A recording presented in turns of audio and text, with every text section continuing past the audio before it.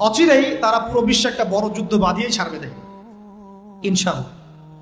অচিরেই তারা পুরো বিশ্বে একটা বড় যুদ্ধ না বাঁধানো পর্যন্ত থামবে না। প্রথম বিশ্বযুদ্ধের পরে আপনারা ব্রিটেনকে দেখেছেন, সেকেন্ডটার পরে আপনার আমেরিকার রাজত্ব দেখেছেন, দেখবেন যদি আরেকটা লাগে এরপর আপনি ইসরায়েলের রাজত্ব দেখবেন। ওর ধ্বংস এত তাড়াতাড়ি হবে না, ওর ধ্বংস হবে এটা সত্য, এটা নিশ্চিত, কিন্তু এত তাড়াতাড়ি না। আরবের উপরে অদৃশ্য শিকল পড়ানো আজকে, এবং আরব বহু কান্ট্রির মধ্যে এই পশ্চিমাদের বেস ক্যাম্প আছে, সামরিক ঘাঁটি আছে, সামরিক বেস ক্যাম্প আছে, ওখান থেকে তারা ফ্লাই করে। এই পশ্চিমাদেরকে তেল বিক্রি করে করে করে আরবরা ধনী হয়ে গেছে। আর ওই তেলগুলো যদি আমরা না দিতাম আজকে ওদের একটা যুদ্ধ বিমানও ফ্লাই করতো না।